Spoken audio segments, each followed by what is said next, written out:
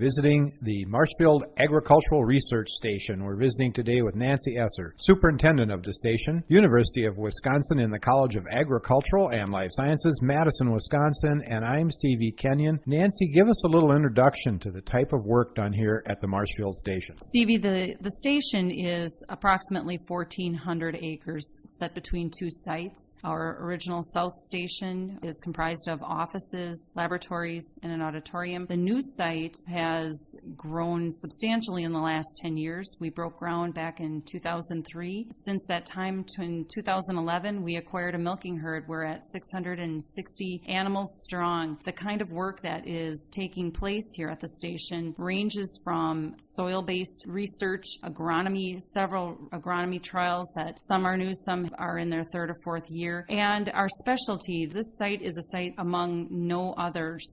This is a site in which we are the grower for the state herd of heifers, and it is a premier institution for heifer-based research. We have 550 heifers on site in which multiple scientists use this herd to conduct their research. Well, Nancy, tell us a little bit about the heifers. What kind of work goes on with them? We're conducting intake trials with the heifers using gamma grass. There's been extensive limit feeding studies. There's been feeding trials. We're using a eastern gamma grass. It's a perennial grass that's typically grown in the southern part of the United States. That has been introduced to northern climates. It's been integrated into feeding trials with our heifers. There's been a couple years worth of research on that. We also have been the site of extensive limit feeding. Limit feeding is reducing the amount of forage in a heifer's diet, offsetting it with concentrates to attain the nutrients the animal needs, the calories, protein that the animal needs, and allowing that animal to attain industry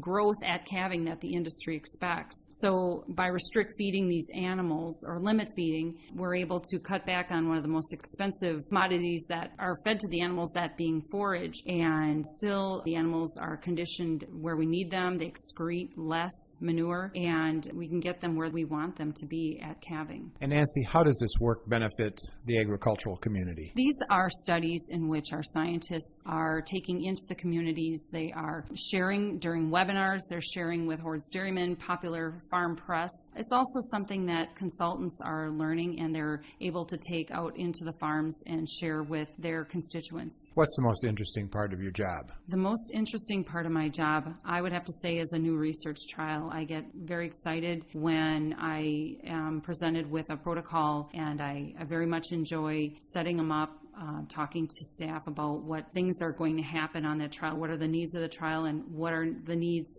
that population of animals are going to be used, what unique pieces of information are going to be extracted from these animals. Nancy, can you give us an example of some of the research being done here? We are in the process of analyzing 4 different bedding substrates used in our barn. Bedding substrates meaning different types of beddings that are used under the cows. What we're looking at is, are these appropriate beddings to use under animals? We've been visiting with Nancy Esser, Superintendent at the Marshfield Agricultural Research Station, University of Wisconsin in the College of Agricultural and Life Sciences, Madison, Wisconsin, and I'm C.V. Kenyon.